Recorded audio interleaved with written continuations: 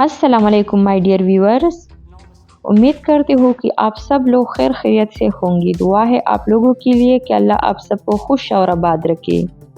میں آپ لوگوں کو اپنی چینل انگلش ٹیل میں خوش آمدید کہتی ہوں۔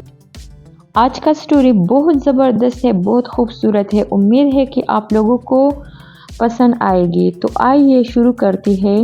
اس کی اپنا کمرہ۔ نایاب نے ہمیشہ ایک ایسی دنیا کا خواب دیکھا تھا جہاں شور نہ ہو، ہنگامہ نہ ہو اور جہاں زندگی کی پریشانیاں اس کی دامن سے نہ لپٹی ہو۔ ایک ایسی دنیا جہاں وقت تھم جائے، فکریں پگھل جائے اور وہ لفظوں کی جادوئی دنیا میں کھو جائے۔ ایسے لفظ جو اس کے لیے سرگوشیاں کرے، گنگنائے اور اسے ایک نئی دنیا میں لے جائے۔ سالوں تک وہ ذمہ داریوں میں گری رہی، دوسروں کی ضرورتیں پوری کرتی رہی اور اپنے خوابوں کو پس پش ڈالتی رہی، لیکن اس کی دل کی گہرائی میں ایک خواہش چنگاری کی مانند جلتی رہی، ہلکی مگر مضبوط۔ وہ اپنی ایک جگہ چاہتی تھی، ایک ایسی پناہ گاہ جہاں وہ کتابوں کی سحر میں گم ہو سکے اور فطرت کی خوبصورتی میں سکون تلاش کر سکے۔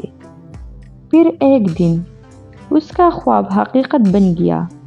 ایک چھوٹا سا کمرہ تھا، سادہ مگر مکمل۔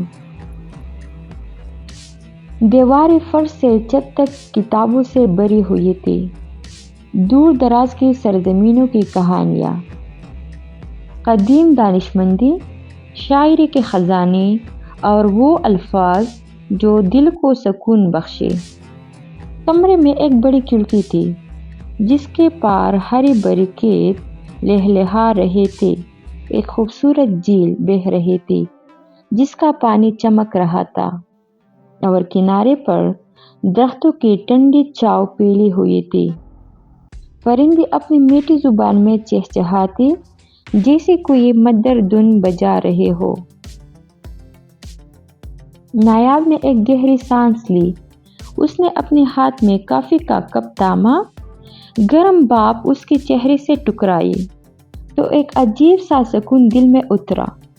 اس کی گود میں ایک کتاب رکھی تھی، اس کے ورق پلٹتے ہی وہ اپنی ہی دنیا میں کھو گئی۔